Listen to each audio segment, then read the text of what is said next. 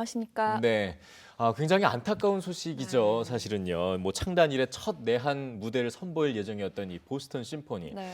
한국뿐만 아니라 아시아 투어 일정을 전면 취소하기로 결정을 했다고요? 네, 그렇습니다. 말씀하신 대로 보스턴 심포니는 세계 최정상급 오케스트라 중에 하나인데요. 예. 창단 이래 처음 가지려고 했던 역사적인 공연이 지금 코로나 바이러스의 여파로 취소된 상태입니다. 네. 올해로 창단 139년을 맞은 보스턴 심포니는 지금까지 내한하지 않았던 거의 유일한 세계 정상급 오케스트라입니다. 네. 그래서 클래식 애호가들의 기대가 정말 컸는데요. 안타깝게도 취소가 되고 말았습니다. 예. 마크 볼프 보스턴 심포니 최고 경영자는 상하이 공연 주최 측에서 공연 취소를 결정했고 또 서울, 타이페이, 홍콩 또한 몇 주 동안 어떤 상황이 벌어질지 모르는 상황이기 때문에 아시아 투어 전체를 취소했다고 이렇게 밝혔습니다. 예.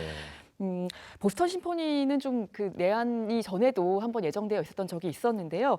1960년에 아시아 투어의 일환으로 내한 공연이 예정되어 있었다가 4.19 혁명의 여파로 또 공연이 한 차례 취소된 적이 있었기 때문에 이번 취소가 또 더 좀 안타깝게 60년 만에 볼 수 있었던 느껴집니다. 건데 네, 아쉽네요. 아주 유명한 상임주의자죠. 안드리스 넬손스도 좀 빠른 시일 내에 다시 방문할 수 있었으면 좋겠다. 국내 관객들을 좀 보고 싶다라는 그런 의사를 밝혔습니다. 네. 그뿐 아니라 이제 뮤지컬 공연들도 취소가 되거나 잠정 중단이 되었는데요. 그 김종서 씨, 홍록기 씨, 또 서문탁 씨 등의 스타들도 나오고 그 록밴드 퀸의 명곡으로 구성된 뮤지컬 위일 라큐는 지난해 12월부터 잠실 종합운동장 공연장에서 공연을 해왔는데 이번 사건의 여파로 인해서 공연을 잠정 중단하기로 결정을 했고요. 예.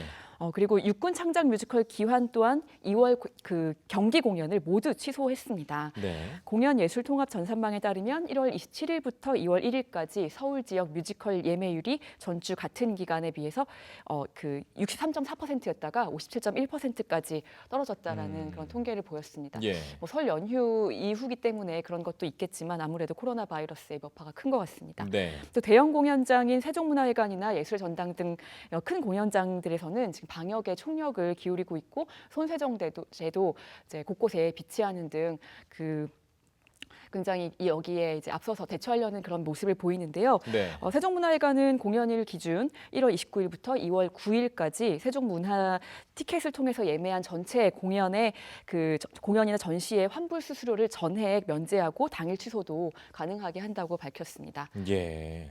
자, 이런 여파에도 불구하고 그런데 스타들이 나오는 작품들은 연일 또 매진 행렬이 계속해서 이어지고 있어요. 그렇습니다. 예. 공연계 부익부 빈익비 현상이라고 할 수가 있겠는데요. 네. 이런 와중에도 스타 마케팅으로 인기를 모아서 저희도 소개해드린 바가 있었던 연극 환상동화, 또 뮤지컬 웃는 남자, 또 11일 개막 예정인 뮤지컬 드라큘라는 거의 매진 행렬이고요. 네. 그리고 어렵게 표를 또 구했던 그 관객들도 취소하는 경우는 이제 거의 보지 못하는데 그 면역에 취약한 어린이들을 대상으로 하는 어린이 공연, 또 이제 소규모로 진행되는 소극장 공연 같은 경우에는 지금 거의 다 취소되고 있는 상황입니다. 네. 이렇게 좀 신종 코로나 공포가 문화계 전반에 걸쳐서 지금 확산되고 있는 그런 분위기라서 당분간 문화예술계가 입을 타격은 좀 커지지 않을까 우려가 됩니다. 네.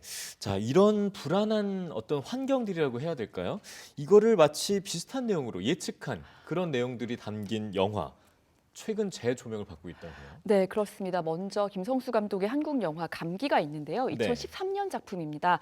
변종 독감 바이러스로 인해서 한 도시가 폐쇄되는 이야기를 다룬 작품인데요. 이 작품에서 이 바이러스는 전염 속도가 정말 빠르고 또 치사율이 거의 100%라는 점이 특징입니다. 네. 그래서 국민 안전보다는 그 여론이나 또 선거에 유리한 쪽으로 사안을 결정하려는 정치인들이 등장을 하고요. 네. 또 자기만 살려는 이기적인 인간 군상들도 볼 수가 있습니다. 바이러스에 대한 공포, 또 패닉에 빠진 시민들의 모습을 잘 묘사한 작품으로 꼽힙니다. 예. 그리고 2011년에 만들어진 영화 컨테이전도 지금 계속해서 회자가 되는데요. 신종 바이러스로 전 세계가 공포에 빠지는 내용입니다. 감염원이 야생 박쥐의 그 변을 먹고 자란 돼지를 맨손으로 요리한 요리사로부터 전염이 시작되었다는 그런 설정인데요. 예. 또 이번에 신종 코로나 바이러스가 박쥐 요리로 일한 것이라는 일부 그 의견들이 나오면서 이번 사건을 예견한 작품이 아니냐는 그런 이야기까지 돌 정도입니다. 네. 뭐 이런 작품들은 사실 이제 재난 영화이기 때문에 일부러 이 바이러스로 인한 재난의 상황을 더 자극적이고 더 확대해서 이제 보여주는 것이 특징인데요.